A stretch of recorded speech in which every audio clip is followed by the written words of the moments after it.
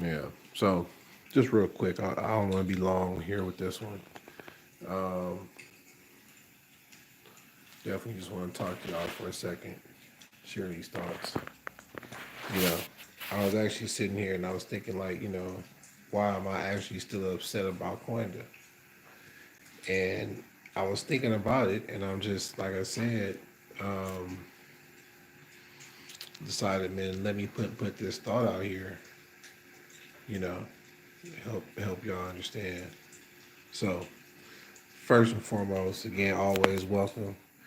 This again is not one of them videos where I'm making it for you to look at me. I want you to hear what I'm saying. That's important. And I think again, we live in this society where everybody wants the 30-second bite. They want the 1 minute bite. If you don't say it in 1 minute, the attention span is gone.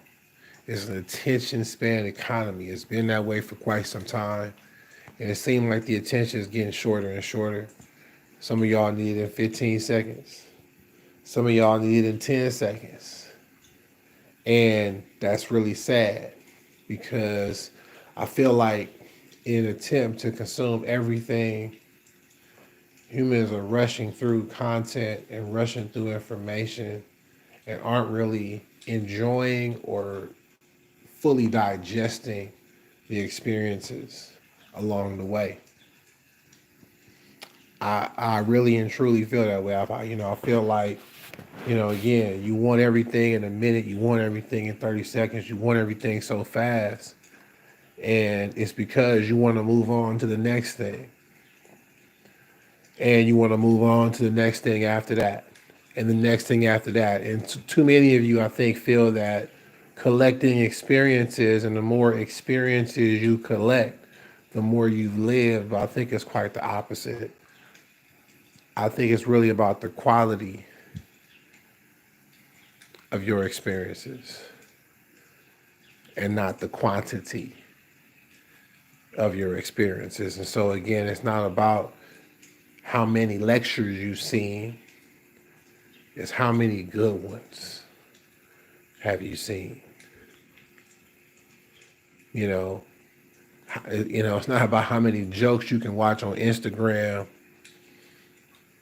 How many real good stand-ups have you had a chance to watch? How many hour-long specials have you got a chance to take in from some of the greatest comedic minds who often, again, the greatest ones often bring some reality into their comedy to make you think about society. And, again, that's what I'm saying. Like, y'all want to hear everything right up front, right now, give it to me, and you're off to the next thing. And like I said, y'all not really digesting. And I think that's really why I'm mad about Koinda still. Because I understood what we had. I understood what was going on. I understood what we were growing. And I say we because no part of it was done via one person, especially not the main dude who started a Facebook group, because that's what it was. He started a Facebook group, but starting the group alone isn't what grew the community. It was the people who came to the group. Again, that was important because the majority of the people who came to the group were coming from another group. This is important. Like I said, details don't matter to a lot of y'all. A lot of y'all skip this type of stuff. This is I. Why he talking about the group? Why don't he get to the point? That is the point. And that's what I'm saying. You miss stuff because y'all in such a hurry to get everything. And like I said, you don't want to listen to nobody. You just want to talk, and you want to go watch something else. Just give it to me real quick. Give it to me real quick. Y'all are really again tripping. And this is why I think I'm still mad about Coinda, because I understood what we had. I understood what exactly formed in that community early on, at least. And I expected a lot of what happened to happen because, yeah, that's what has been happening in America with black movements, especially an economic movement. for centuries now. So again, we came to the group from another group. The other group, again, this was a group, uh, that was put together by a guy who I think a lot of us at that time held a ton of respect for because he spent so much of his time on his platform talking to black people about the importance of economics, of group economics, of starting businesses, supporting black businesses, recycling dollars within our community. These are important ideas. And he spent a lot of time talking to us about the ideas were ingesting. And I connected with the brother personally because of so much time within network marketing, within MLM, and as you guys have watched my channel, you know that I'm from it. I'm from the old school when we didn't have all this internet stuff, when we didn't have YouTube, when we had to really get out there to really build your organizations. And you had to get into your books, you had to get into your personal growth, right? Into, again, doing stuff a lot of people don't want to do. Reading a whole book might take you a week.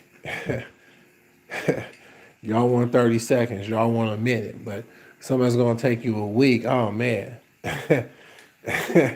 Right? This is why Audible is blowing up right now because people prefer the audio book, and there's nothing wrong with that. I listen to a ton of audiobooks myself, but I'm just sharing that because, again, it's the reality. Why read if you can have it read to you? Right?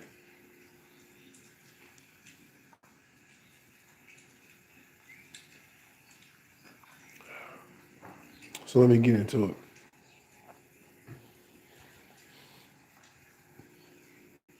A lot of us were fooling with Boyce Watkins there, right? And me personally, I was already involved in crypto for about a good year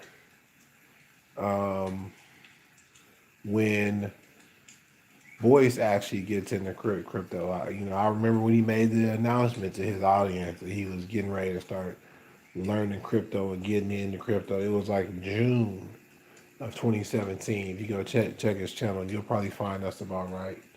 June or July. I think it was June though. Could have been July as well, but I think it was June. So look,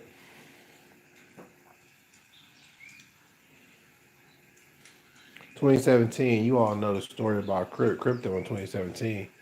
Towards the end of the year, it blows up. And like I said, for me, I had already been in this space now for a year. By the end of the year, it was like, okay, I was coming up on my anniversary. And, again, Boyce had only been there for about 6 months. And I felt like when he decided to open up a specific crypto group for black people, something special was really about to happen because he was about to now put my people up on game.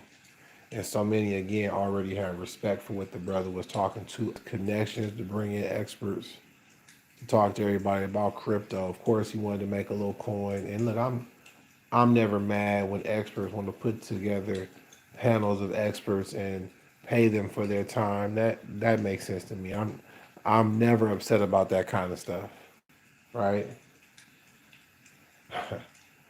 But of course, he ended up putting together a little nonsense package and charged a whole lot of money.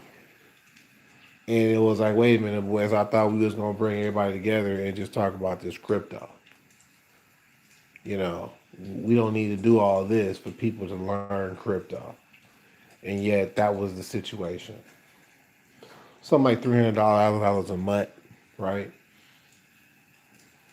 You know, over the course of a year, you're talking about several thousands of dollars. And,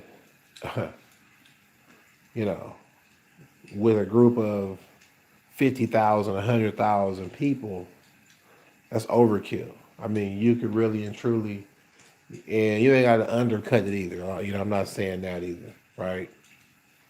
But 25, $50 a month, maybe I see it. Maybe it's not an issue then, right? Look, that's more than enough bread coming in. It's more than enough to pay the people who have contributed their time to your project. It's more than enough money there at that price range. Especially again for what we're talking about, the type of content that we're talking about. You and I can learn crypto on YouTube, and it's not, some people might laugh at that, ha ha ha. Oh, YouTube University, yes, YouTube University. Shout outs to the gentleman of crypto. I'm about to talk about them in a sec as well. Excellent channel. I've been listening to them since 2017. Right? A lot of love is starting to happen and come their way. Is well deserved. They've been constantly sharing content again for the free every day, Monday through Friday. Right? This is quality information. You go to somebody like a Crypto Blood channel and learn a bunch of quality information. And he even approaches it from a slightly different way than they do. So you're gonna get, again, more content, more education. Just peeping out his shows, his content, and again, there's a lot of really quality people in the space who are on YouTube for free. So to turn this into an opportunity to take advantage of people, that rubbed me wrong. It rubbed a lot of us wrong who were in the space, who were knowledgeable of the space. And a lot of us kind of gravitated towards this other group. So we came from one crypto group and went to this other group run by this Lamar Wilson cat. I think a lot of us, we met dude through the voice contact. That should have been our cue, right? Like minds tend to run to get it together. But for some reason, some of the people that referred me, they had a good vibe on the brother at the time. And some people just know how to play the scam a little bit better than others. I think this brother probably really realized, okay, these cats are a little bit sharper. I'm not gonna be able to run no quick scam on them. I'm gonna run a long game. I'm gonna use them and their efforts and their energy and their time, and I'm gonna build a big group that I can then use to market to and do my own thing with. But I'm not gonna do it quick like how boys did it. Boys tried to flip it in a couple weeks. We built the group, and by 2 weeks in, he already selling a course for $300 a month, and we wasn't going for it. So we came to his group again, thinking that we could talk crypto, put people on, put our people on, and not take advantage of our people, but help our people take advantage of opportunity. Again, if you watch my channel for Top Network Group, I've been talking about that since 2010. That's what I'm about through and through. I want to help people take advantage of opportunity, not be taken advantage of. So that's why I'm still mad about Koinda. But again, it's because I'm one of the few people who probably understood what we had, what could have been, and it's a little upsetting when you understand all that. They say ignorance is bliss, and this is a perfect example. If I was ignorant of it, I would be in bliss. This would be no issue, right? No issue. But it is an issue because I'm not ignorant. I understand again what was happening, and that is that here we are. We come from one crypto group to another, and we begin to invite our contacts and our network and people that we know and trust, who trust and know us, into this group. And again, word starts to spread. Hey, there's a group, black folks coming together talking crypto, and naturally this group grows. And there are all types of threats that immediately present itself, which happens again in every single black group there is. But a lot of groups. I mean, when you bring groups of people together, especially if it's not organized and structured, it's like an invite only where everybody's really pre-screened. If you're not doing all that, you can get some characters, and this happens, naturally up front. There are people who join who are still pro-Boyce, and they want to argue about leaving Boyce's group, and why y'all over here talking bad about our program. And there's a bunch of people pushing their tokens and stuff that they're promoting and they're into. And some of those are scams, and you got to again start protecting black people from the scams. Like, wait a minute, don't give your money to Lajoki coin. That's a little joke. Don't do that. And look, I'm not gonna name all the coins because some of them coins that came through there were scams, and it's a shame how that go. But there's a lot of nonsense that happened within Koinda again, because that's what happens when you try to put black people on some positive stuff. It's gonna be infiltrators. Some of y'all have seen Judas and the Black Messiah. Shout out to Daniel Kaluuya. Just won a Golden Globe, Best Supporting Actor. Playing the chairman, Fred Hampton, rest in peace, and power. This was a powerful black man.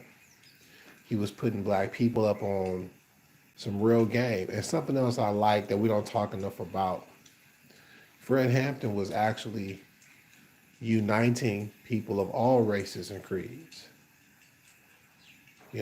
Him actually working with the Klan, that's some real stuff. He was really reaching out and letting everybody know it's really about the economics.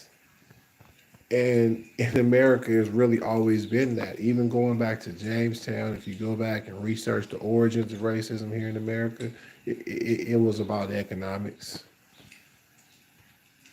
Racism was created because of economics. Because the rich settlers here were getting their property broken into, things stolen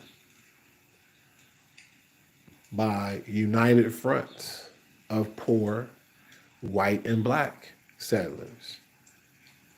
Those who lived on the land who were here free. Again, I'm not going to get into the whole history and breakdowns of all of that, but research it. Because what you'll find is, again, this is where the birth of racism comes in. Laws are created that now give whites rights and strip rights away from those who are not white, which now says that you don't have to steal my stuff to have more than somebody else. It created that caste system so that the rich could keep their stuff.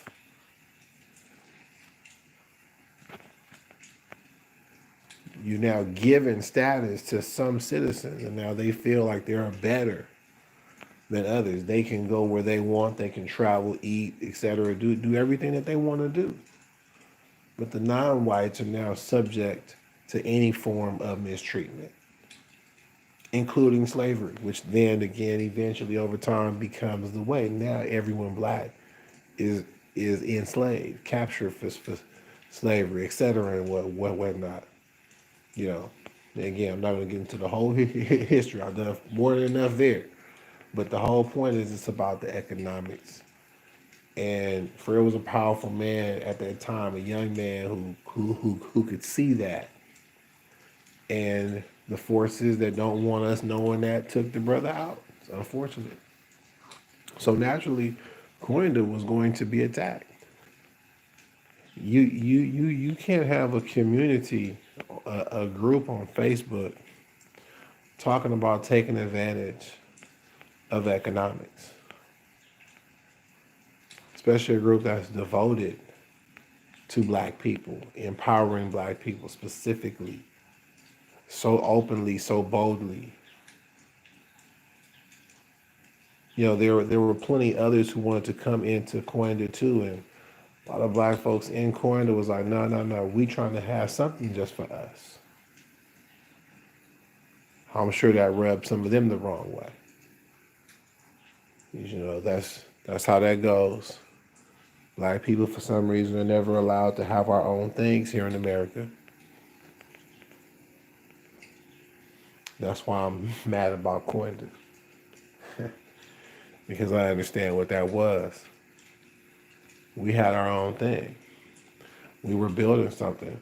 It grew to where we had black-owned businesses within the community, and we're talking about a coin that we could possibly create for our community. And next thing you know, a coin is created because I'm gonna give Lamar his props. He know how to do that kind of stuff.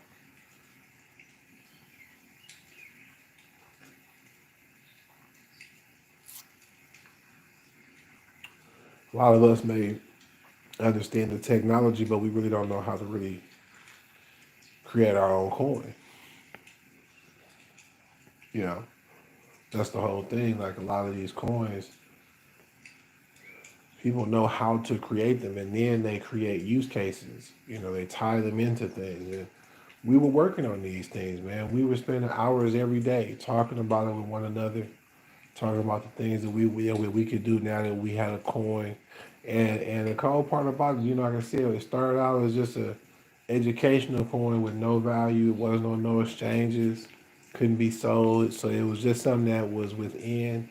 And Cass was just using it again to teach people about all this stuff, about keys, about moving, uh, you know, coin from one wallet to another. Just all these basics that we needed to be learning and talking about. It was awesome. It was what we hope Voices Group was going to be.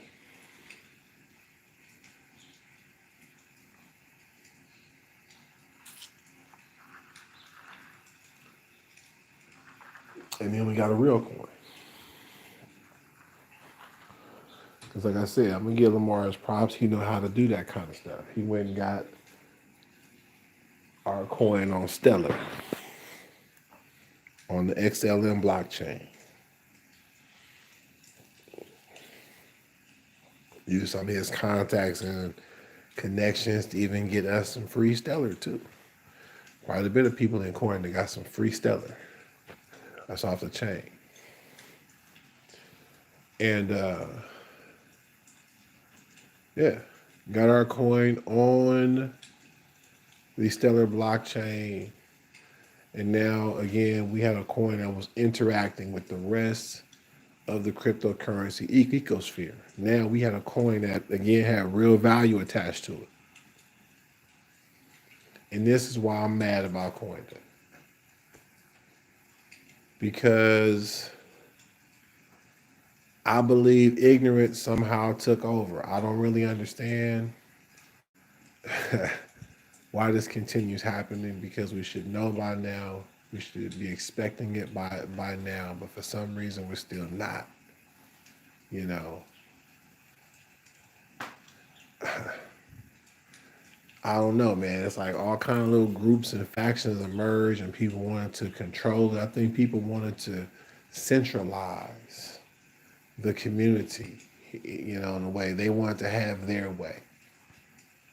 And I, again, I don't know about your boy, because at the end of the day, it seemed like he allowed the group to fall apart rather than move in such a way to keep us together, at least as a community, so that we could spur forth the idea, again, of our people taking full advantage of the opportunity of cryptocurrency, especially during that time, because a lot of this happens during what happens to be 2018.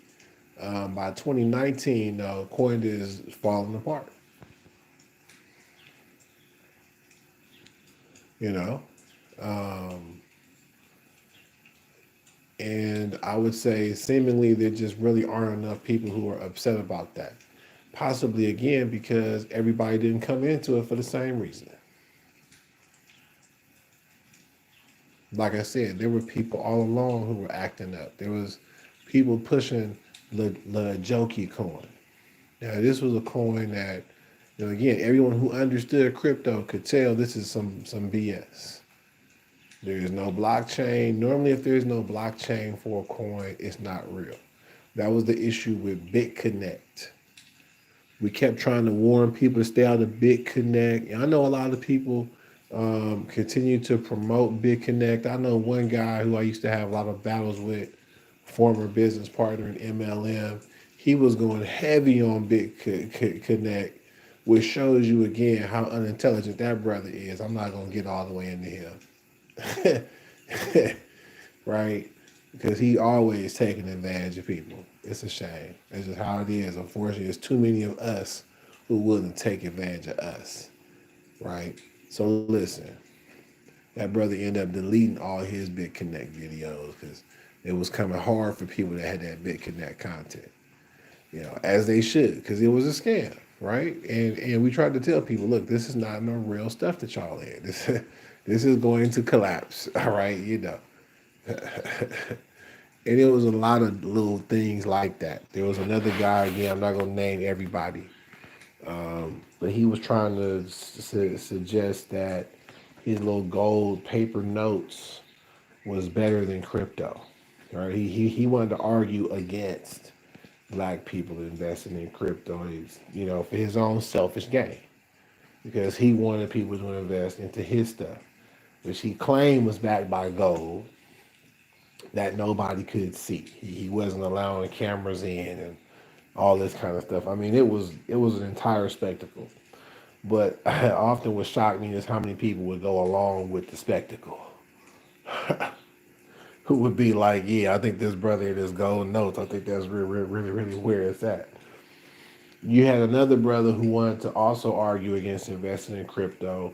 He was pro stock market and wanted to again argue with every post about how we should instead be in the stock market and not crypto. That was his whole thing. He was arguing with everybody every day. You had your XRP agents, the people who want to argue that XRP is the only coin that we should be looking at. Damn, having our own coin, that's cool, but what about this XRP though? There was a white dude in the group who was sus the whole time. But he was super promoting this coin called Nano, which is still around. A lot of people like Nano. Shout outs to everybody that like Nano. But again, arguing with everybody constantly, every post. But what about that Nano though? What about that Nano? He put, oh yeah, this little coin that y'all got cool, but y'all heard about this Nano? Oh y'all built it on Stellar. Should have built it on Nano. Cold cat there.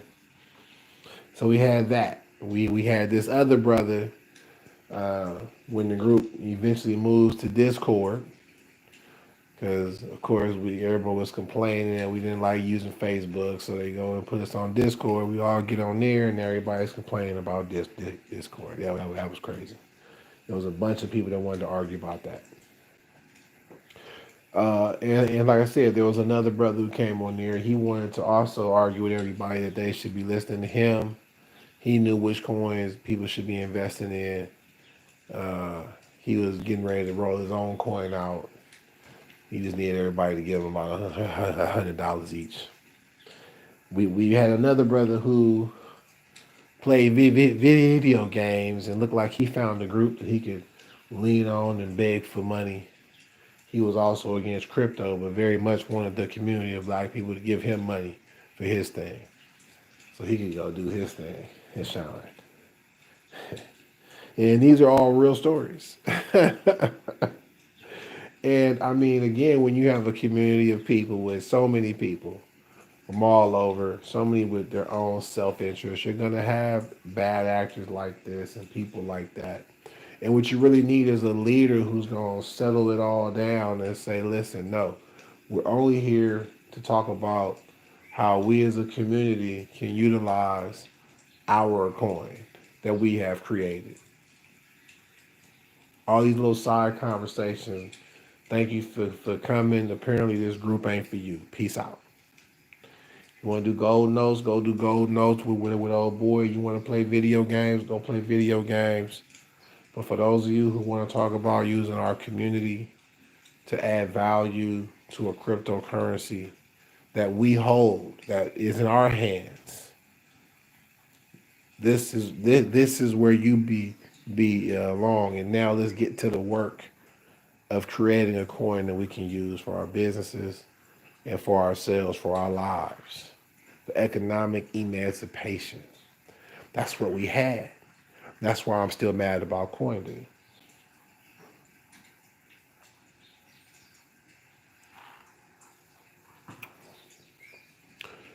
Dogecoin is in the news recently. If you've been paying attention, Dogecoin is one of them old coins. It ran up though from like 0.007 cent, 0.009 cent, because it's been hanging out in them areas for quite some time. Actually, when I came up on them, I'm not bragging here, but I came up on them when it was like 0.0003 cent, something like that there. So I've been holding those for a minute myself. Um, but those certainly surged up. It hit 10 cent. That's like the highest it's ever been. Pretty amazing. But it happened because of a movement called Wall Street Bets. And again, I'm not getting into that whole story because I've already been talking almost for 30 minutes here. But Wall Street Bets, again, showed me, it confirmed for me that I was right. I knew what we had in Koinda. We had the ability to add value to a coin. Again, when you talk about currency and what currency is anything that we assign value to. It's anything that we agree upon that has value. That's one of the things that really got me into crypto too. Is a TED talk to be real with y'all. A TED talk about an economy based on bottle caps, where you live in a community that doesn't have no bank and nothing like that, and so how you trade is with bottle caps. Within that community, that's an accepted form of currency, and that's what currency is at its core. And when you have a community of people who have their own coin, now that community can decide if they want to trade goods and services for that coin. Now, what happened, of course, is our coin wasn't worth no real money. So even after having a coin, and like I said, because it was so poorly managed, by the time we get our coin and everybody has a coin, we already, by the time we start onboarding more and more people, we sharing coin, we dropping coin on people. We had a coin bot in the Discord. I mean, it was really popping. You know, we was able to really just drop coin on one another. Awesome, awesome, awesome. There was so many crypto whales in the group. There's so much coin was given out to members again who helped build the group.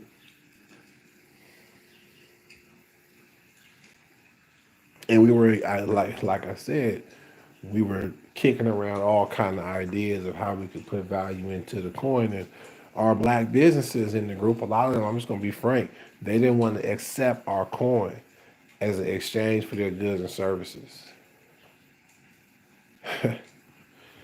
Looky here. You talk about disappointing, not understanding the real vision. People who call themselves loyal to the cause got businesses and wouldn't accept the coin for their services.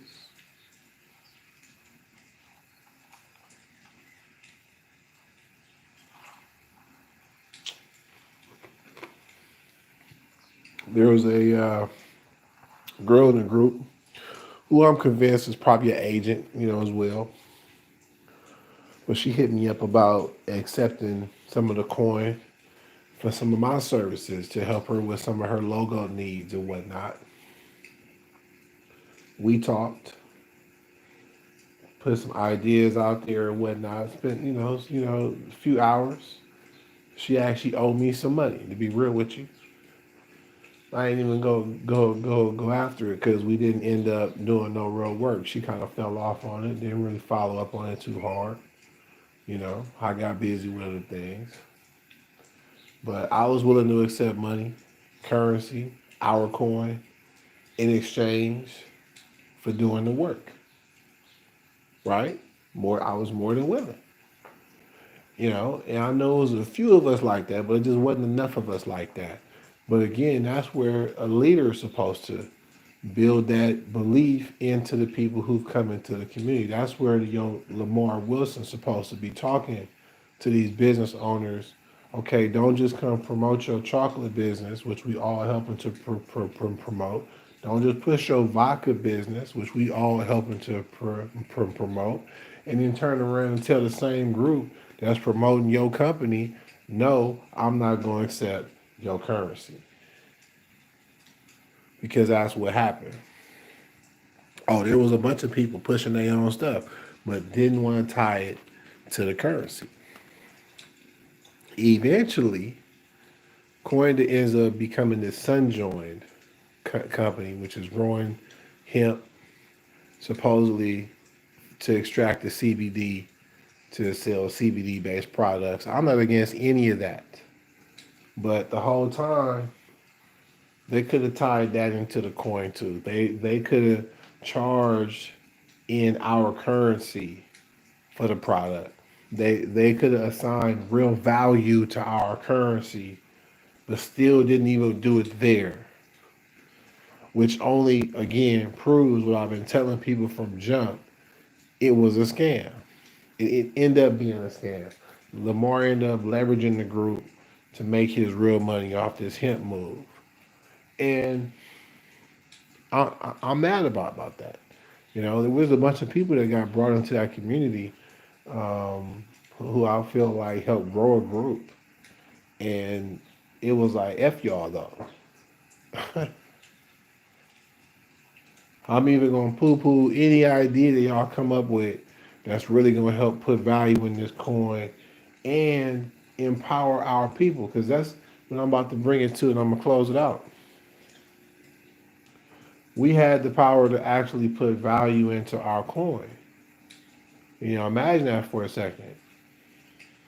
You know, if we're exchanging goods and services and we're paying in our currency, if thousands of dollars a day, hundreds of thousands of dollars a month are going through our currency, the market is going to reflect that. It's going to show that. People are going to start investing in our currency just because they see the dollar movement into our currency. They see the growth. They see constant movement.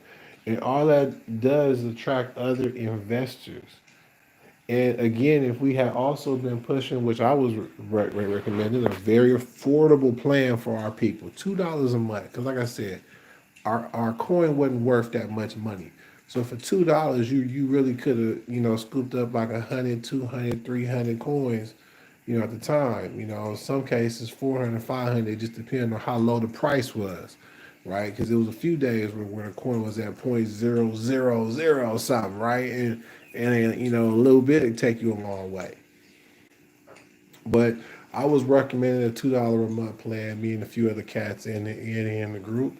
We figure if just 10,000 people in the group, at the time we had about 100,000 people, just 2,000 people follow the plan. I'm sorry, 10,000 people follow the plan, at $2 a month. That's $20,000 being infused into our coin every single month. That's over 240,000 for the year. And I know up front you're looking at that like that's not a lot of money, but understand what I'm saying. Again, we are in crypto. We are in the ecosphere, and when people see that kind of movement, they see 20 grand going into the coin every month. The value is going to go up.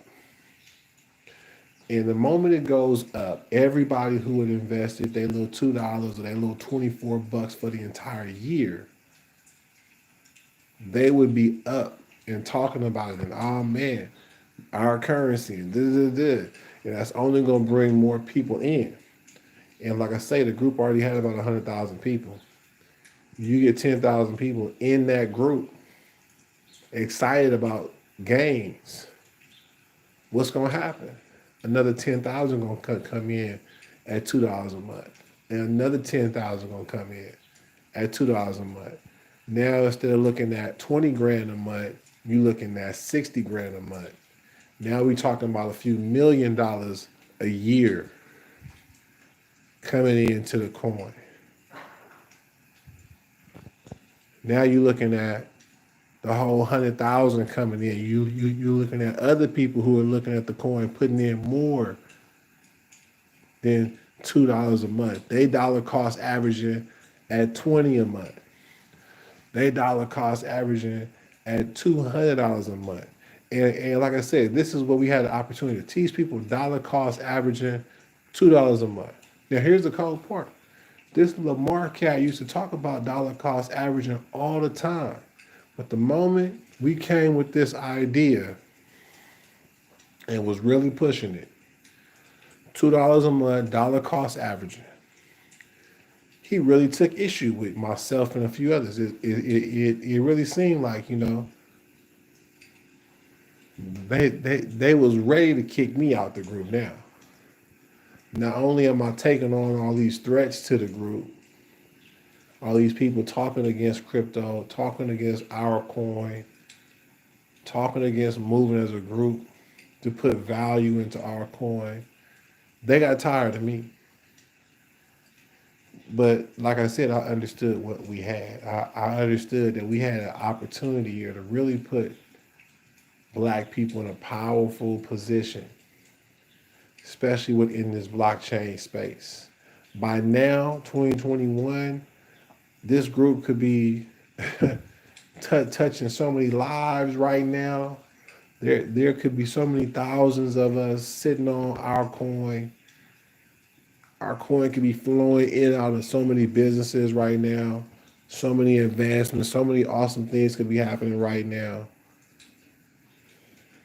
And so many people could be invested in our coin, just increasing the value of so many people's lives. There's so many people that put time in that could be getting rewarded for that time right now. Right now. And that's why I'm still mad about Koinda. Because I understand what we had. That's what we had. We had a real opportunity right there. And this brother went and leveraged it to grow some hemp. And again, I'm thinking about it because, like I said, I'll be listening to my brothers, man, the gentleman of crypto. Shout outs to Kashta Jay. He wrote a book, Bitcoin in Black America, which talks about how black people really could find our reparations within this space of crypto. This is a real opportunity for us here to really get involved in something early, to be here at the forefront, to position ourselves for what's going to happen in the future, whether we like it or not. And instead of, like I say, arguing about this or that, we could be getting educated every day and moving towards it and positioning ourselves in dollar cost averaging, getting our bags up. That's what we should be doing, right?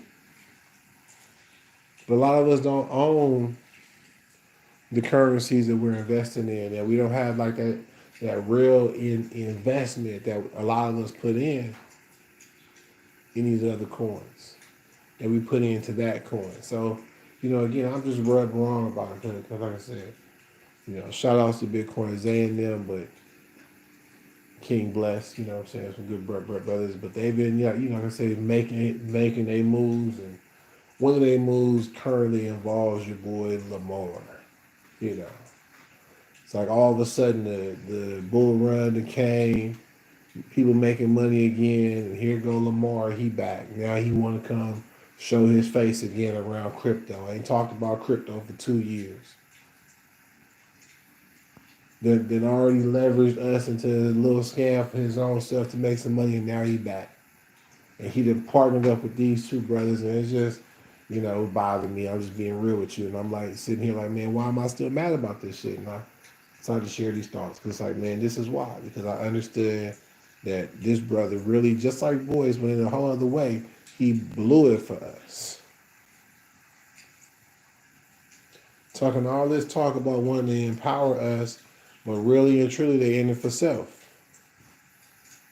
And it's always disappointing because it keep happening over and over. So that's that. And again, nothing against the gents. I even left a comment like that, like I understand, because even like I said earlier in the day, they were building with Koinda. Lamar would do a weekly show with them. They would come into the Koinda group to talk to the group about crypto and whatnot, sharing their knowledge. So I understand that they have a relationship that go back. I understand why they would work to together. They kind of always have. It's just like I said. It's a shame, and not enough of us will understand that Lamar, in my opinion, is just a danger to us, man. Because he's not looking out for us as a whole. He looking out for self, right? But shout out to those of you that do look out for our people. You know, y'all the real MVPs. All right, y'all. Thanks for watching. Just sharing some of my thoughts, getting them off my chest. Y'all be blessed.